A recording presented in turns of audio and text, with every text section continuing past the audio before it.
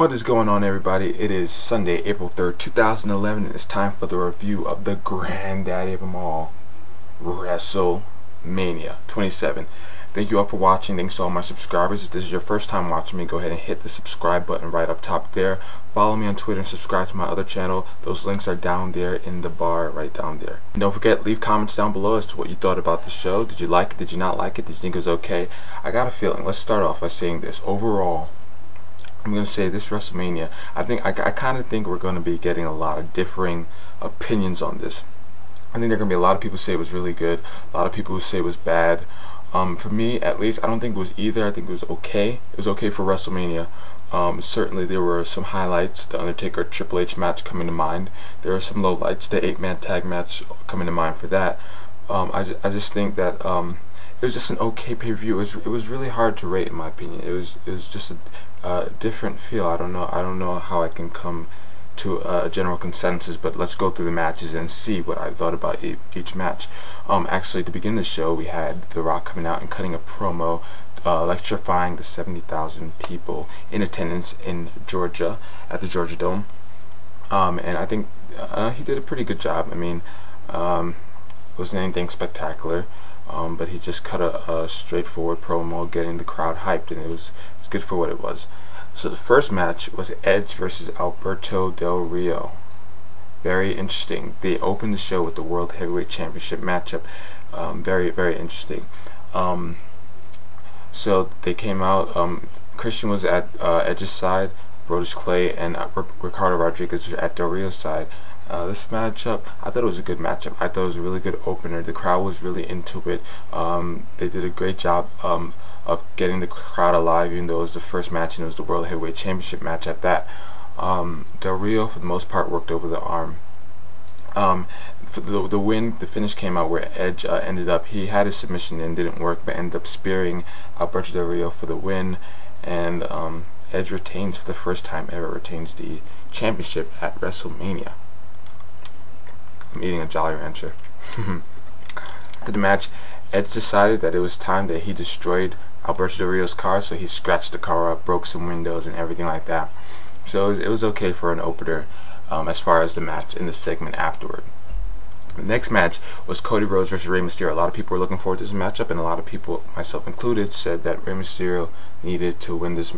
Cody Rhodes, needed to win this matchup, and ended up he did. The matchup, it wasn't as good as I thought it would have been. Cody Rhodes actually worked over Rey Mysterio for most of the matchup, which had me believing for a quick second that Rey Mysterio might actually win. That didn't happen, luckily. I guess one of the cooler things in the matchup is Cody Rhodes did like an extended suplex from the second rope, like a stalling suplex. That was pretty cool to see. The ending came, Rey Mysterio took Cody's Rhodes mask off and started using it against Cody Rhodes. But Cody Rhodes ended up getting the better of Rey Mysterio and hit Crossroads on Rey Mysterio to pick up the win, and Cody Rhodes get the much deserved win. Now the match wasn't that great, and I think that might have taken a little steam out of the win, but I think Cody Rhodes beating a former two-time World Heavyweight Champion is great in its own right, so kudos to Cody Rhodes. We had a backstage segment with Snoop Dogg, where he was, I guess, judging people for a chance to be on his tour, WWE Superstars. That was stupid. We had Hornswoggle start rapping. It's as bad as it sounds. Then we have the 8-man tag match, The Core versus Big Show, Kane, Santino, and Kofi Kingston taking Vladimir Kozlov's place. This match was crazy short, and it was, I mean, that might be a good thing, because I don't think anybody was looking forward to this match too much. The ending came when Santino did the Cobra right to Heath Slater. Heath Slater's a jobber of The Core. You notice that? He always gets the beatings. Him and Justin Gabriel, but mostly Heath Slater. And then Big Show knocked Heath Slater out. The pin, 1, 2, 3. The match is over. I gotta say it was probably like 2 or 3 minutes long, if that. The next match of the night was Orton versus CM Punk.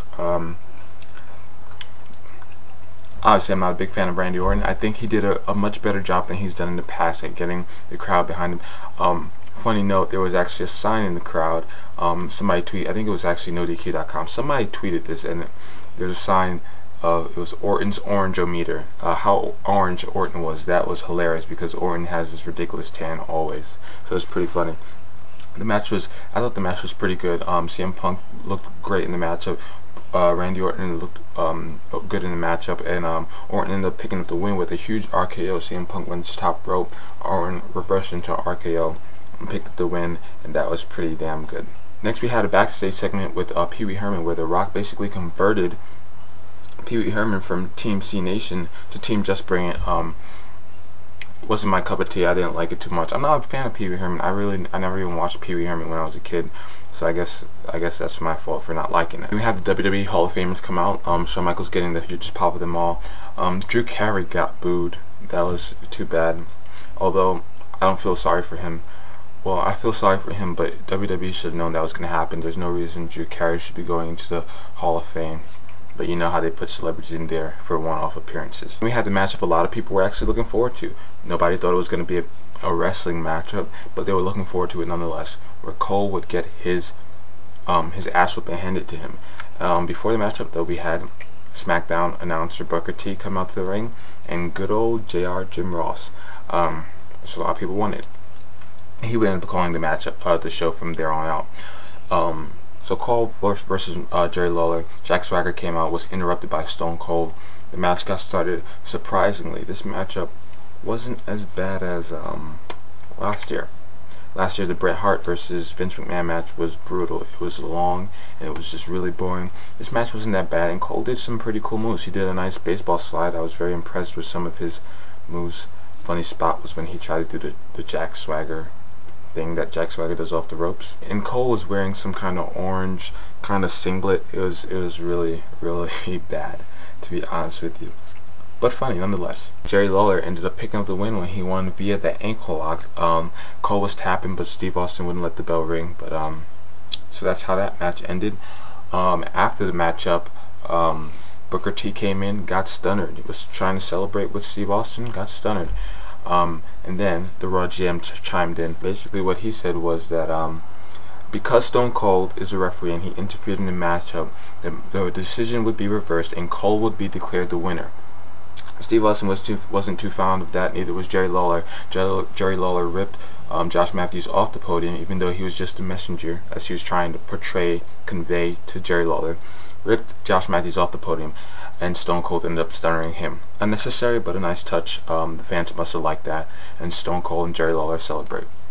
So Jerry Lawler heads back to the announcer desk to call the next matchup, which would be by far the match of the night. It was Undertaker versus Triple H, and this match started off quick. By the way, the entrance for Triple H was pretty freaking awesome. Undertaker's entrance was cool too, but the match started off quick and fast and furious. I swear, this match started off really awesomely.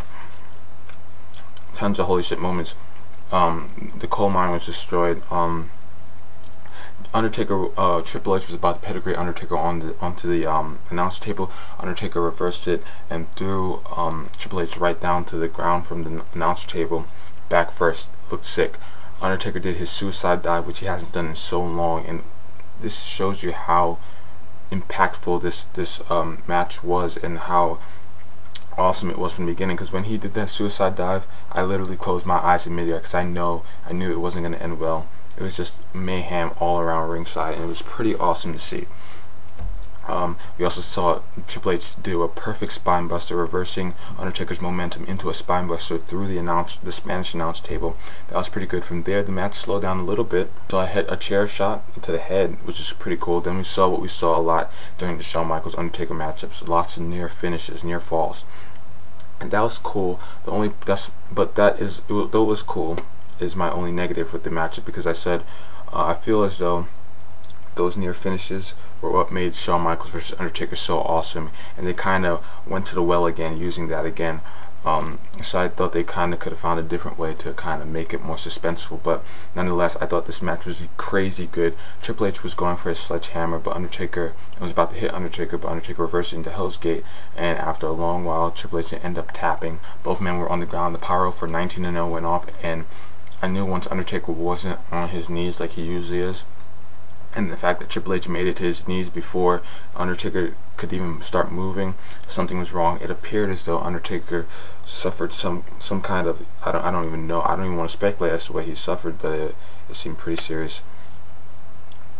It seemed, I don't even want to know what. It's probably from exhaustion. He must have like been passed out, but he seemed really hurt genuinely. And at one point when he was getting out the ring, he fell to the ground, and even Triple H looked like he was trying to go help. The referees brushed Triple H away, but I don't know. Hopefully Undertaker's okay. I just think that match was a little much for him as for his first match back in not almost a year. He competed late last year, but in a very long time. Undertaker did seem like he was pretty badly hurt, so we'll maybe get an update on that later on. And we had the 6-person mixed tag team matchup. It was Lay Cool and Dolph Ziggler versus John Morrison, Snooki, and Trish Stratus. This match it was really short, and there's no complaint from it being short. I was surprised Snooki showing the crazy athleticism I don't think I've ever seen. Even watching the Jersey Shore, seeing her show that kind of athleticism, channeling her inner Kelly doing the gymnastics. She actually ended up picking up the win over Michelle McCool, not Layla. Usually when Lay Cool loses, it's because of Layla. No, she pinned Michelle McCool, and so, like I predicted, Snooki won. And I think I only got one match wrong. Well, 2 if you count. Actually, 2 if I got a couple matches wrong. Never mind. The main event of the evening was John Cena versus The Miz. I don't know why WWE put this in the main event spot. To be honest, I don't get it. WWE apparently didn't learn from at earliest WrestleMania 25 when Triple H and Randy Orton just completely bombed after Undertaker and Shawn Michaels. They didn't learn from that. The crowd was not into this matchup at all, at least from what I gathered listening from hearing their reaction. They weren't into this at all, and it was just really, it wasn't that good. To be honest, John Cena not the best, The Miz still improving, but again not the best, and the match ended up in a draw, and therefore The Miz would win. Shitty way to end WrestleMania. So The Rock comes out, he orders the match to restart, no disqualifications, just a no DQ matchup. And then I knew what I predicted in my predictions would happen. The Rock ended up costing John Cena the WWE Championship when he rock bottomed John Cena, and The Miz covered 1, 2, 3. Miz retains, and then The Rock gives The Miz a people's elbow, which would have been cool if we didn't see it on Monday Night Raw just this past week, but nonetheless it ended WrestleMania. I thought it was really I thought the match itself wasn't the best way to end WrestleMania, but seeing The Rock get some vindication, some revenge from John Cena, the sight of John Cena not winning the title was great, because I'm not a big fan of John Cena. I'm not a big fan of John Cena winning championships in WWE because he doesn't need them. So I thought that was awesome, and the people's elbow just was like little cherry on top of the sundae. It's awesome. So if you guys got a chance to check out WrestleMania, tell me down in the comment section below what you thought of the show. Some feedback from some people on Twitter. I'll just, some of the people who sent in their reactions to WrestleMania. We have JTDC2. He said he thought it was okay.